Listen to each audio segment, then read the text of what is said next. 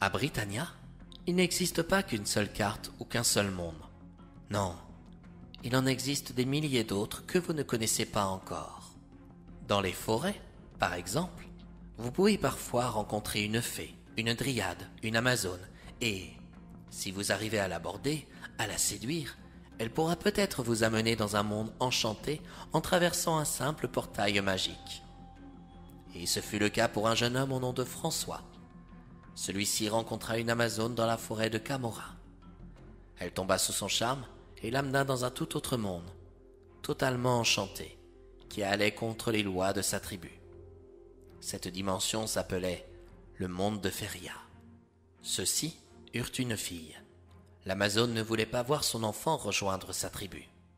C'est pourquoi elle cacha sa grossesse et accoucha dans les contrées de Feria. Quand leur fille eut 3 ans, l'amazone perdit la vie lors d'un combat, dans la forêt de Camorra.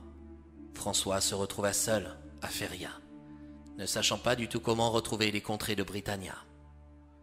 Lorsqu'il apprit la mort de sa bien-aimée, son chagrin fut immense.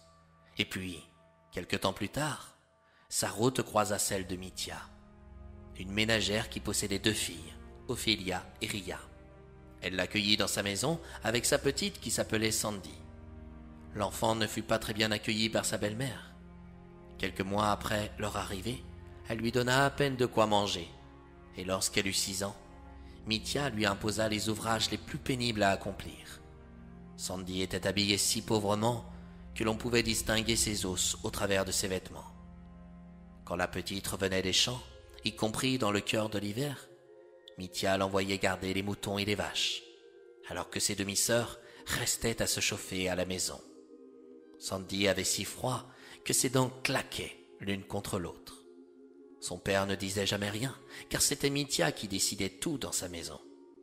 Lors d'un hiver, celui-ci mourut, et la situation de Sandy s'empira encore plus. Lorsqu'on lui permettait de rentrer dans la maison, le feu de la cheminée était éteint. Pour réchauffer son corps maigrelet, Sandy s'allongeait comme un chat près des cendres de la cheminée. Ses demi-sœurs se moquaient sans arrêt d'elle, et par dérision, un beau jour, elles l'appelèrent Sandria. Un matin, au cœur de l'hiver, on envoya Sandria dans les champs. Il faisait si froid que la jeune fille claquait des dents. Désormais, elle avait grandi. Elle approchait de ses 16 ans.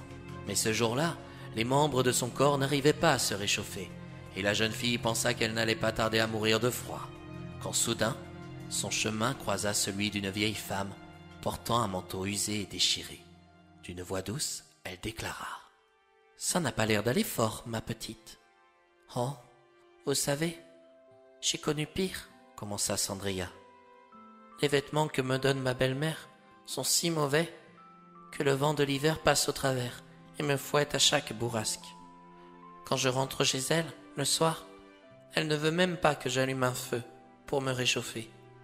La mort, pour moi, serait une véritable libération. »« Quel malheur dis-tu » dit la vieille dame, étant une bonne fée déguisée. « Tiens, prends cette baguette, ajouta-t-elle en la sortant de son manteau usé. Frappe sur cette barrière en bois, elle te permettra de te réchauffer. » Sandria prit la baguette. Avec celle-ci, elle fendit aussitôt la barrière en plusieurs morceaux.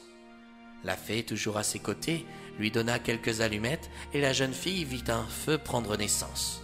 Du coup, elle se réchauffa auprès de celui-ci, tout en surveillant son troupeau. Puis, elle remercia la vieille dame pour le bien-être qu'elle lui permettait de recevoir. « Réchauffe-toi bien, » dit la fée. « Je reviendrai demain, en ce même endroit, et à la même heure si jamais tu souhaites me revoir. » Le soir venu, Sandria rentra chez sa belle-mère, et cette fois, elle n'alla pas au coin du feu de la cheminée, totalement éteint. Ses demi-sœurs furent surprises, après une journée si froide. Du coup, elles vinrent à sa rencontre. Ophélia, la plus grande, lui demanda : « Pourquoi ne vas-tu pas t'allonger auprès des cendres de la cheminée ? » ?»« C'est que je n'ai pas froid. Une vieille femme est venue près de moi et m'a permise de me réchauffer auprès d'un feu, tout en gardant le troupeau, » répliqua honnêtement Sandria. Les 2 sœurs, qui possédaient un mauvais cœur, allèrent voir leur mère pour leur apprendre la nouvelle. Ensemble, elles lui avouèrent que ce n'était pas juste que Sandria se fasse une amie dans les champs, en plein cœur de l'hiver. « Demain, nous la suivrons, Nous ferons fuir cette personne en lui jetant des cailloux. Sandria entendit les paroles et s'en affola. Ainsi, le lendemain, elle emmena son troupeau dans les champs. Elle avait vu, de loin, ses sœurs qui la suivaient. En même temps, elle n'était pas très discrète.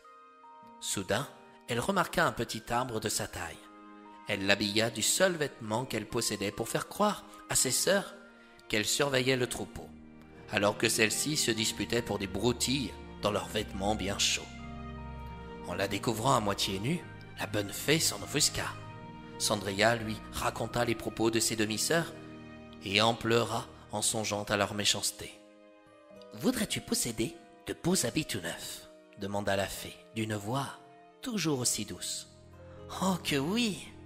J'aimerais tant avoir une robe bleue, comme le ciel dans la douceur d'un beau printemps, » acclama Sandria. « C'est comme si c'était fait. Quel plaisir de savoir que je vais pouvoir rendre mes sœurs jalouses, » ajouta la jeune fille. « Elles m'épuisent avec leur méchanceté gratuite.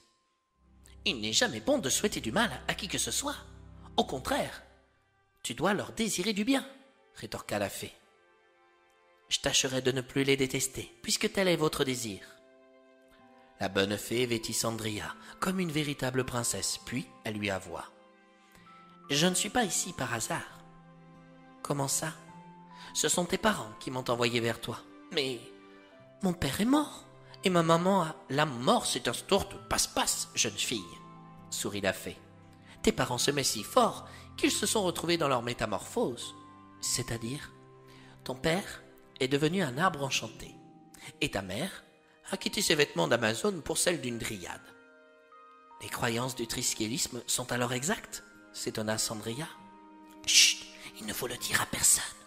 En attendant, ton père m'a donné cette belle citrouille. Va chez ta belle-mère. Quand tu seras dans la cour, appelle le chat qui se chauffe dans les cendres le soir à tes côtés.